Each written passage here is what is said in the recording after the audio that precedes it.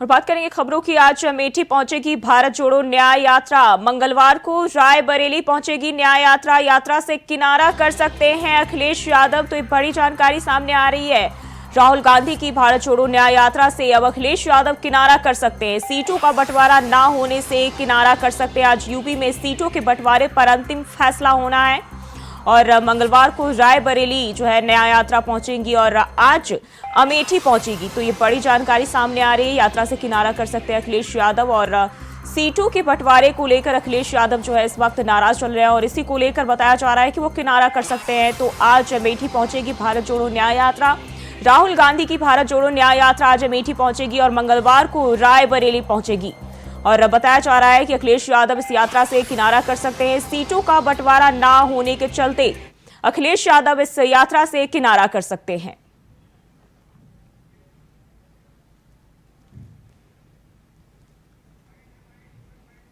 कार्यक्रम रहने वाला है और आज क्या कांग्रेस अध्यक्ष की भी बात है, इस बात को रहेंगे और रैली क्या रहेगी? आज अमेठी जा रहे हैं राहुल गांधी। आज 37वां दिन है भारत जोड़ो न्याय यात्रा का और पूरा सुबह हम प्रतापगढ़ जिले में रहेंगे। दोपहर को बाबूगंज में 4 बजे एक जनसभा को संबोधित करेंगे। कांग्रेस अध्यक्ष जी मल्लिकार्जुन खड़गे जी और राहुल जी दोनों उस सभा को संबोधित करेंगे और रात को हम अमेठी में रुकेंगे। कल रायबरेली सुबह और दोपहर तक लखनऊ पहुंच जाएंगे। कल रात को लखनऊ में रुकेंगे और परसों कानपुर में। तो 21 तारीख को करीब 2 बजे से हम ब्रेक ले रहे हैं। 22 और 23 विश्राम का दिन है यात्रा के लिए। आज महत्व इसलिए रखता है क्योंकि कांग्रेस अध्यक्ष जी भी आ रहे हैं, जनसभा होगी और जो जय जवान, जय किसान, जय संविधान, जय हिंदुस्तान, इसी के बारे में राहुल जी बार बार कहते आ रहे हैं। जय जवान, जय किसान, जय संविधान, जय हिंदुस्तान, इसी को लेकर कांग्रेस अध्यक्ष और राहुल जी इस जनसभा को संबोधित करेंगे। सर, इसके अलावा आप जो बात कर रहे हैं किसान की और संविधान की, जो आपका गठबंधन है उसके महत्वपूर्ण पार्टनर है समाजवादी पार्टी। तो अखिलेश यादव ने कहा था कि उस अमेठी रायबरेली में जुड़ेंगे, तो वो कब जुड़ रहे हैं? मैं उम्मीद करता हूं कि कल जुड़ेंगे, वो कल जुड़ेंगे, जरूर जुड़ेंगे।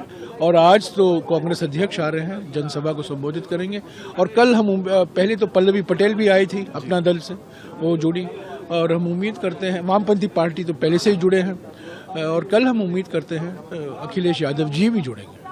और इसी खबर पर ज्यादा जानकारी के साथ संजय हमारे साथ अमेठी से जुड़ गए हैं। संजय, आज अमेठी में जो है राहुल गांधी की भारत जोड़ो न्याय यात्रा पहुंचने वाली है, क्या जानकारी है? जी, आपको बता दें कि अमेठी में जो भारत जोड़ो न्याय यात्रा जो है आज दोपहर तकरीबन 2 बजे के आसपास अमेठी जिले में एंट्री कर जाएगी और उसको लेकर जो कांग्रेस के कार्यकर्ता हैं उनकी तैयारियां जोर शोर पर है। जितने भी चौराहे, जितने भी गली मोहल्ले पड़ रहे हैं, वहां पर पोस्टर द्वारा जो है पूरे रूट को तैयार किया गया है और उनके द्वारा पूरा सजाकर जगह जगह ये दिखाया गया है कि भारत जोड़ो जो न्याय यात्रा है वो कितना महत्व है अमेठी के लिए। क्योंकि आज जो अमेठी का कार्यक्रम है वो जहां पर एक तरफ राहुल गांधी जी भारत जोड़ो न्याय यात्रा लेकर आ रहे हैं, वही दूसरी तरफ केंद्रीय मंत्री स्मृति ईरानी का भी 4 दिवसीय दौरा आज अमेठी में चल रहा है। ऐसे में 2 बड़े नेताओं की एंट्री आज अमेठी में हुई है और दोनों नेताओं के बीच में देखना ये बड़ी बात होगी, अहम होगा, क्योंकि अमेठी जो है वो हमेशा एक वीवीआईपी क्षेत्र है और लोकसभा की एक ऐसी सीट है जिसकी चर्चा पूरी दुनिया में होती है। तो इसकी तैयारी को लेकर जब आज राहुल गांधी जी अमेठी में अपनी न्याय यात्रा की शुरुआत करेंगे दोपहर बाद, तो वहीं एंधी के जो टोल प्लाजा है वहां पर एक विशाल जनसभा का भी आयोजन किया गया है, जहां उस जनसभा को राहुल गांधी जी द्वारा संबोधित किया जाएगा। जगह जगह चाहे सगर तिराहा की बात करें और चाहे गौरीगंज मुख्यालय की बात करें, हर जगह पर कांग्रेस कार्यकर्ताओं द्वारा उस जनसभा का भव्य स्वागत करने की तैयारी की गई है। जी, ये यात्रा जो है किन किन जगहों से आज गुजरेगी? ये यात्रा जो है, ये यात्रा अमेठी के पुलिस लाइन से शुरुआत करेगी और सगरा तिराहा होते हुए गौरीगंज मुख्यालय होते हुए सीधा एंधी टोल प्लाजा पर पहुंचेगी और जहां पर कल आज शाम का जो विश्राम है यात्रा का, वो तेंदुआ में विश्राम है। उसके बाद कल सुबह ये यात्रा जो है वो वहीं से प्रस्थान कर जाएगी रायबरेली के लिए। जी, और आज जो है राहुल गांधी वहां पहुंच रहे हैं, इसको लेकर जो कार्यकर्ता है कांग्रेस के, उनके बीच क्या उत्साह देखा जा रहा है? आपको बता दें कि जो कांग्रेस के कार्यकर्ता हैं वो कल जो यहाँ के चाहे दीपक सिंह एमएलसी की बात करें या और जो एक्टिव कांग्रेस के कार्यकर्ता हैं, उन्होंने कल पूरे रूट का दौरा किया और जगह जगह जितना भी रूट है, जितना लंबी, तकरीबन ये मान के चलिए कि ये पूरी यात्रा की जो दूरी है तकरीबन 25 से 30 किलोमीटर की दूरी है और पूरे रूट पर जो है तमाम तरह के पोस्टर, कहीं पर भारत जोड़ो न्याय यात्रा, न्याय मिलने तक, कहीं पर मतलब आप देखेंगे तो तमाम जो अपने कांग्रेसी कार्यकर्ता हैं उन्होंने अपने अपने माध्यम से अलग अलग पोस्टर और बैनर के साथ तैयारी की है। पूरा रूट एकदम जो है वो तय करके रखा है, क्योंकि जो अमेठी में तकरीबन जो 2 साल के बाद लमसम ये मान के चलिए कि ये चौथा राहुल गांधी का जो दौरा है, इसको लेकर कांग्रेस के कार्यकर्ताओं में खासा उत्साह देखने को मिल रहा है।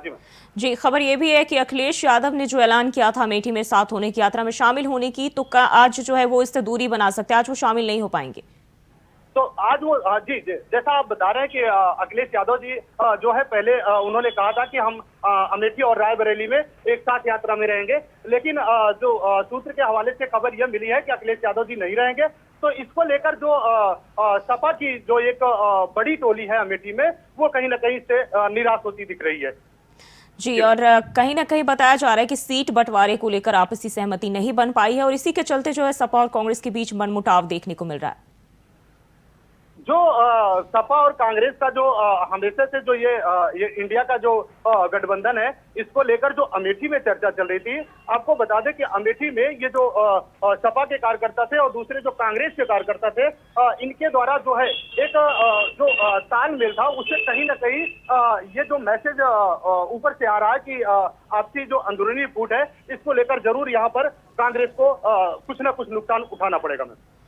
जी, तो कहीं ना कहीं कह सकते हैं कि इंडिया गठबंधन के लिए एक बड़ा झटका हुआ, क्योंकि अखिलेश यादव जो है दूरी बनाते जा रहे हैं और कांग्रेस से भी एक एक करके कई सारी पार्टियां जो है नाराज दिख रही है और सीट बंटवारे पे ही सबकी पेच फंस जाती है। जी बिल्कुल, सीट बंटवारे से सबकी पेच फंस जाती है, क्योंकि जो नुकसान है, वैसे भी हमेशा से ये अमेठी जो है वो कांग्रेस का गढ़ माना जाता था। अमेठी कांग्रेस का गढ़ माना जाता था।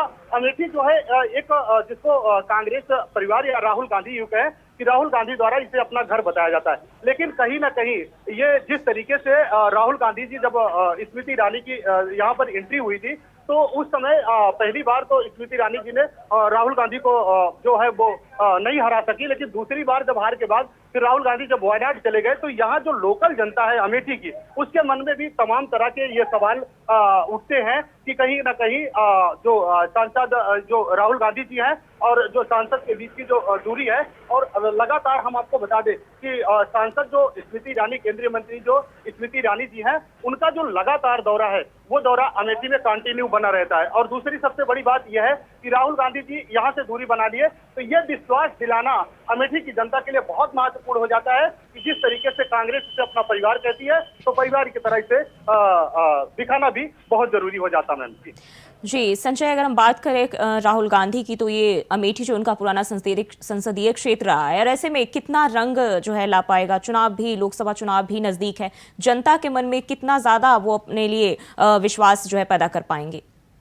जो न्याय यात्रा है, ये न्याय यात्रा आपको बताते चले कि इस न्याय यात्रा से आज जो अमेठी की जनता है, अमेठी की जनता में जितने भी कांग्रेस कार्यकर्ता हैं या जितने भी कांग्रेस वोटर हैं, उनके अंदर जो है आज बहुत खासा उत्साह देखने।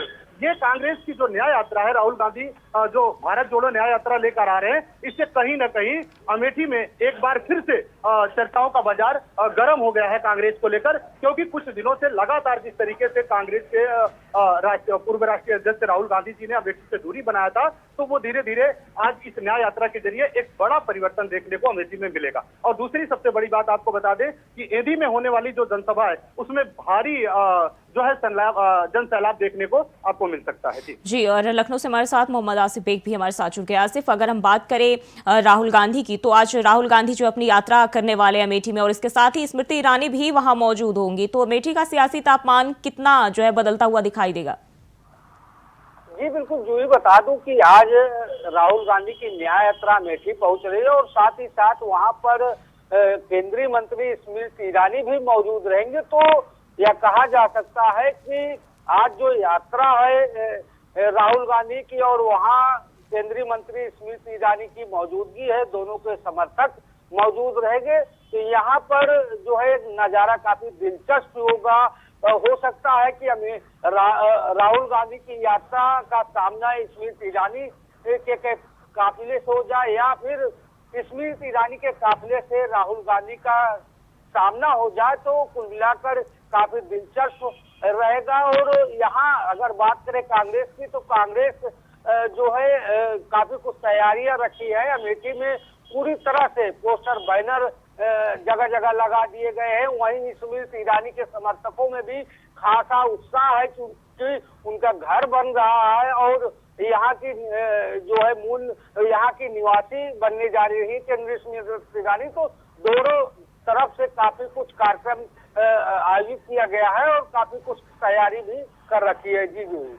जी। और संजय, अगर हम बात करें आज जो है यूपी सीटों के बंटवारे पर भी अंतिम फैसला आना है, क्या लगता है आज क्या बात बन पाएगी?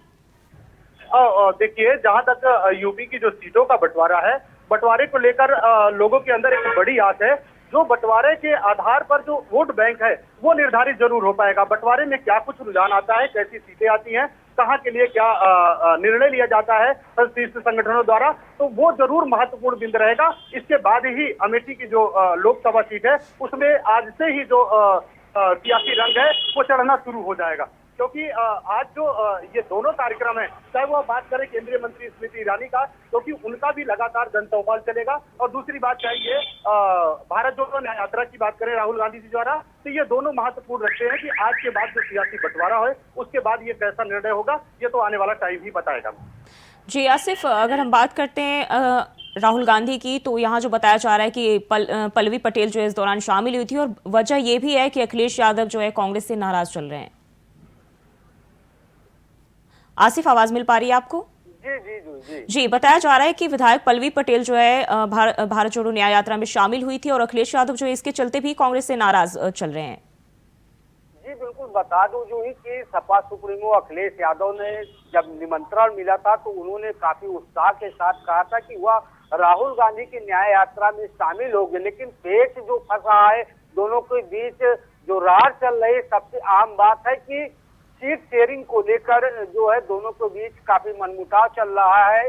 समाजवादी पार्टी 11 सीटें जो है कांग्रेस को देना चाह रही है, वहीं कांग्रेस की मांग है कि उसे 20 से 21 सीटें दे जाए।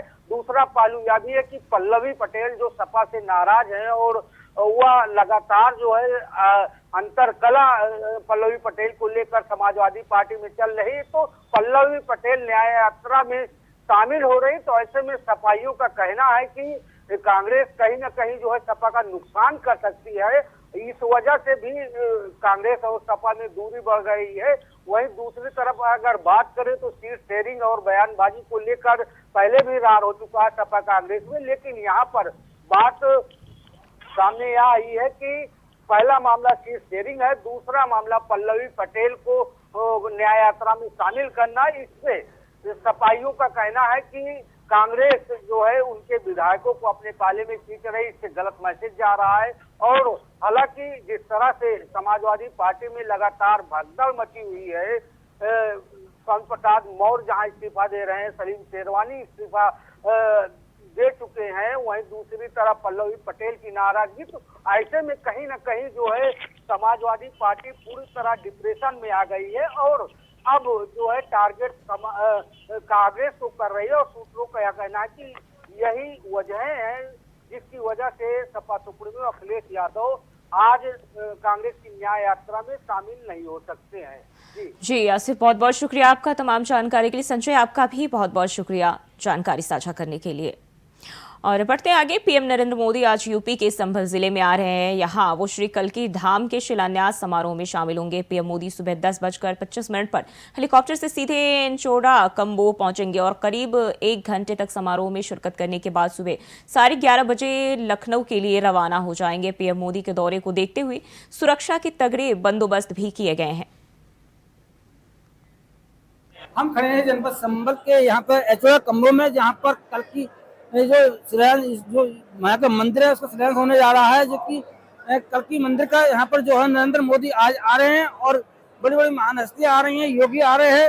इसमें आज जो व्यवस्था की गई है, मैं अपने सहयोगी से कहूँगा यहाँ स्टेज लगा हुआ है, दिखाएं कि किस तरह से यहाँ पर आएंगे, यहाँ पर किस तरह से इंतजाम किया गया है। चप्पे चप्पे पुलिस मौजूद है और यहाँ पर बात की जाए किस तरह से यहाँ पर पब्लिक आ चुकी है और बात कर रहे हैं। जिस तरह से देखा जा सकता है कि जनपद संभल में मोदी जी आ रहे हैं और मोदी जी आने के बाद योगी जी आ रहे हैं, महान हस्तियाँ आ रही हैं और यहाँ कई जो है क्रिकेटर भी आ रहे हैं। तो मैं देखूंगा किस तरह से व्यवस्था की गई है, किस तरह पुलिस व्यवस्था की गई है। और यहाँ से व्यवस्था की बात की जाए, चप्पे चप्पे पुलिस मौजूद है। जब ये अंदर आने जा रहा है तो हर चीज काट ये चेक किया जा रहा है, हर जांच की जा रही है, हर जगह पुलिस लगी हुई है, चप्पे चप्पे पुलिस लगी हुई है। 10 बजे आने का उनका समय है और उसके बाद में जो आने के बाद में मंदिर का शिलान्यास करेंगे। कैमरामैन प्रसन्न के साथ मैं Satish Singh, India Voice News Sambhal. लाखों की संख्या में भक्त रहेंगे। पूरी दुनिया इंतजार कर रही है कि श्री कल्की धाम के पवित्र भूमि से आज नरेंद्र मोदी जी क्या बोलेंगे। भारत के लिए गौरव का विषय है, सनातन के लिए गौरव का विषय है, संत समाज के लिए गौरव का विषय है और मुझे लगता है कि भारत एक सशक्त शक्ति के रूप में उभर रहा है। पूरी दुनिया में भारत का परचम लहराएगा, ऐसा हमारा विश्वास है और भारत का नेतृत्व पूरी दुनिया को ये दिखाएगा। श्री कल्की धाम की धरती प्रधानमंत्री आज पधार रहे हैं। श्री भगवान जहां आएगा, भगवान का अवतार जहां होगा, उनके अवतार से पहले श्री कल्की धाम की आज आधारशिला रखने स्वयं भारत के प्रधानमंत्री पधार रहे हैं। हम उनका अभिनंदन करते हैं और परमात्मा से प्रार्थना करते हैं कि उनके नेतृत्व में भारत विश्वगुरु बने। और बड़ी खबर सामने आ रही है, आज भी ईडी के सामने नहीं पेश होंगे केजरीवाल। तो दिल्ली के मुख्यमंत्री अरविंद केजरीवाल आज भी ईडी के सामने पेश नहीं होंगे। आपने ईडी के समन को गैर कानूनी बताया, कोर्ट के फैसले का इंतजार करे ईडी। आपकी ओर से बयान सामने आए हैं, उन्होंने कहा है कि कोर्ट के फैसले का इंतजार करे ईडी और समन भेजने के बजाय इंतजार करे ईडी। तो ये बड़ी जानकारी सामने आ रही है, आज भी अरविंद केजरीवाल ईडी के सामने पेश नहीं होंगे और एक बार फिर से समन को उन्होंने गैर कानूनी बताया है। इसके साथ ही उन्होंने कहा कि कोर्ट के फैसले का इंतजार ईडी को करना चाहिए और समन भेजने के बजाय इंतजार करें। तो आम आदमी पार्टी की ओर से बयान सामने आया है, दिल्ली के मुख्यमंत्री अरविंद केजरीवाल आज भी ईडी के सामने पेश नहीं होंगे।